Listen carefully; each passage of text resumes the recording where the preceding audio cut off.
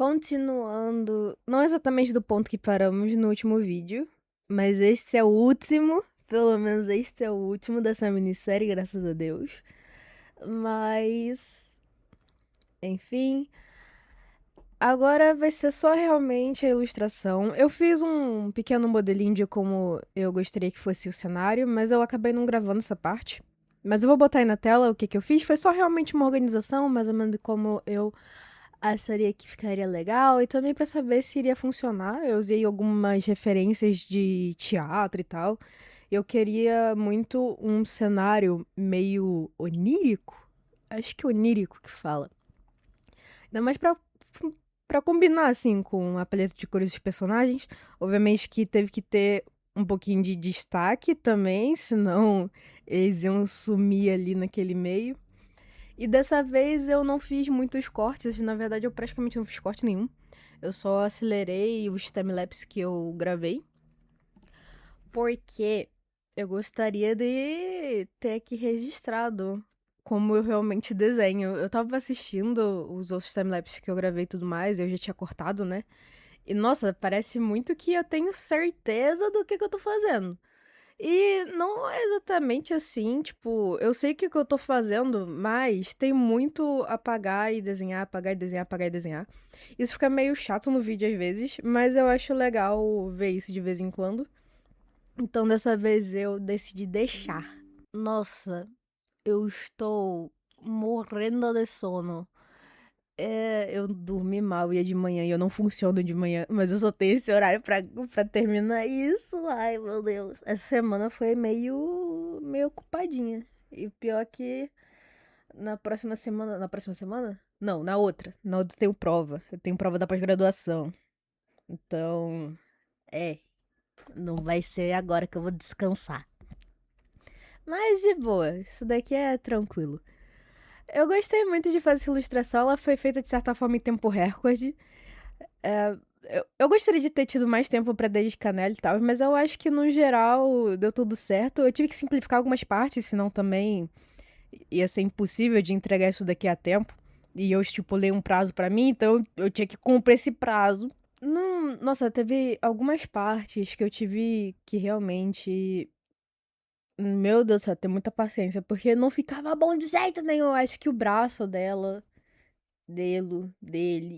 sei lá. O braço, por exemplo, ficou meio complicado pra fazer. Eu acho que o ângulo que eu escolhi foi meio desafiador mesmo. Não. Tipo, olhando agora, eu penso que eu tava mais, sei lá, sendo perfeccionista, porque não tava tão ruim assim, mas na hora que eu tava fazendo, nossa, eu achei tão estranho.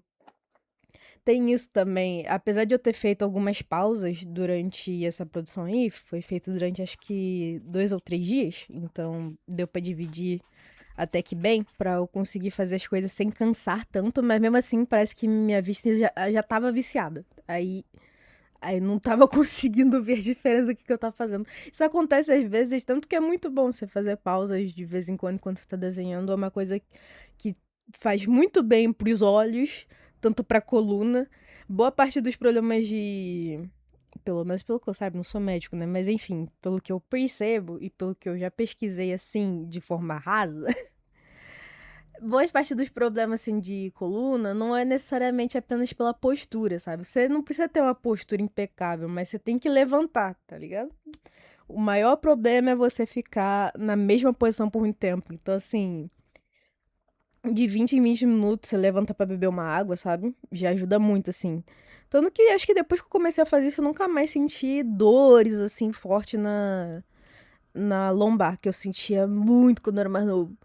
Hoje em dia a questão maior é só realmente o pulso, de vez em quando eu tenho que usar munhequeira e tal, mas eu eu tento, mas eu esqueço, fazer exercício pro antebraço, que nossa, fortalecer o antebraço ajuda muito a fortalecer o punho e a evitar tendinite, essas coisas. Eu tô voltando a fazer academia e tá sendo ótimo, mas é um ambiente que me estressa muito. Não que pra exercitar o antebraço em si você precise ir pra academia. Boa parte dos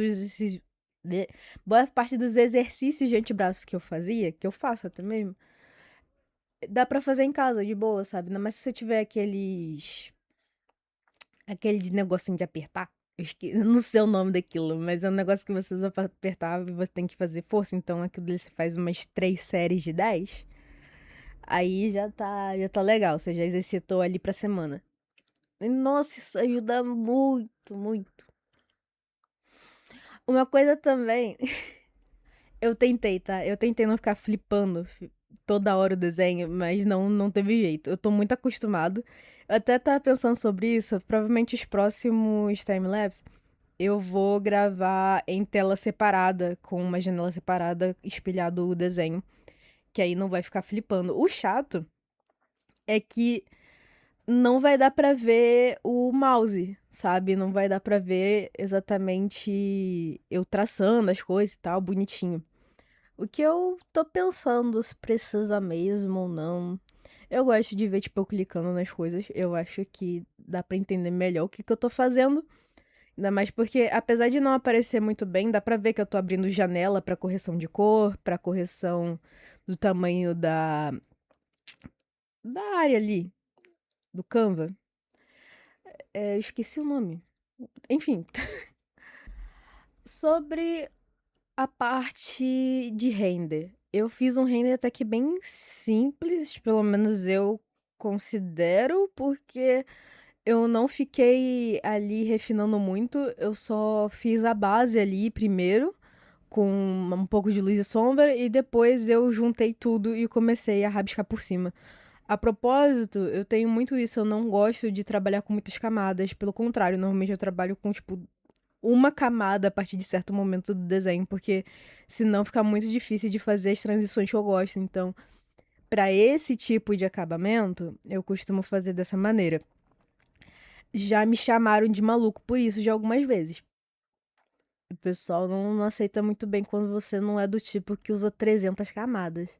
E olha que eu ainda até faço uma divisãozinha de vez em quando e tal, mas eu acho meio desnecessário, ainda mais porque é uma ilustração, eu não vou mover isso. Se fosse pra fazer uma daquelas animações, aí eu também não sei se eu faria logo separado, porque eu acho que fazer dessa maneira é mais fácil de você ter tudo amarradinho, sabe? Eu sinto que quando você divide, fica as coisas meio cortadas, pelo menos pra mim. E eu também, como eu não faço line art, eu fico de certa forma dependente de acertar alguns traços durante o render. E eu prefiro dessa maneira, eu acho mais fácil, porque eu não gosto de fazer line art, eu não. Eu sei lá. Eu faço de vez em quando, mas eu não acho interessante. Principalmente quando o projeto é pra mim. Quando, obviamente, é pra outra pessoa, aí eu estudo e tudo mais, vejo como é que eu vou fazer line art. Já fiz line art pra cenário, principalmente, que, meu Deus do céu, fazer line art pra cenário é complicado. Ainda mais se tiver muita coisinha, nossa, eu lembro de Em Ritmo Infernal. Eu fiz alguns cenários, né? E tinha muita coisinha em cima da mesa da demônica. Eu vou ver se eu acho alguma das imagens. Se eu acho, não, né? Eu tenho as imagens, só que eu fico com preguiça de ir lá buscar nos arquivos. Eu vou ser bem sincera aqui. É basicamente isso. Aí, pô, tinha muita coisinha em cima da mesa e tal. E, nossa, aquilo dali é muito chatinho de você ficar fazendo. E outra coisa, você tem, por exemplo, o gabinete, que ficava embaixo da mesa, se eu não me engano. Tô falando isso de memória. E já faz alguns anos que eu fiz isso.